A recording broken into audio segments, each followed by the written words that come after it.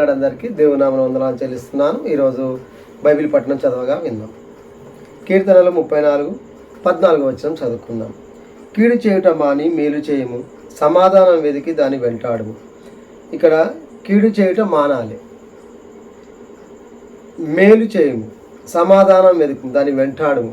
ఇక్కడ సమాధానం అనే దాని మీద మనం మాట్లాడుకుందాం. ఈరోజు సమాధానం అనేది మనం ఎక్కడ చూస్తూ ఉంటాం? ఎక్కువ సంఘంలో చూస్తుంటాము, ఆయా సందర్భాల్లో చూస్తూ ఉంటాం. సమాధానంగా ఉంటే మనకు దేవుడు ఎన్ని ఆశీర్వాదాలు ఇస్తాడో ఇక్కడ చూసుకుందాం. అపోస్తుల కార్యములు 9వ అధ్యాయం 31వ వచనం చూసుకుందాం.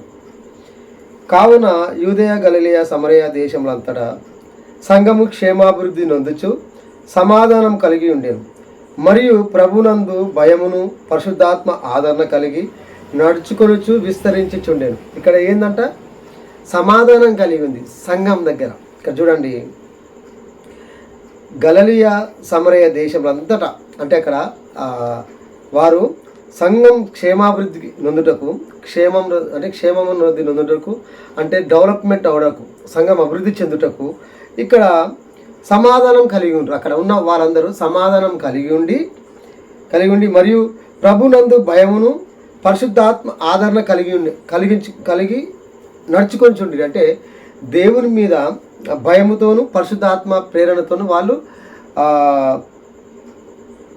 నడుచుకొని చున్నారు. అప్పుడు ఏమవుతుంది? సంఘము విస్తరిస్తుంది.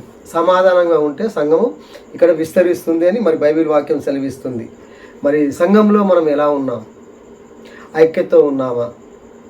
ఐక్యతతో ఉంటే ఆ సంఘం అభివృద్ధి చెందుద్ది అని మరి దేవుని వాక్యం సెలవిస్తుంది.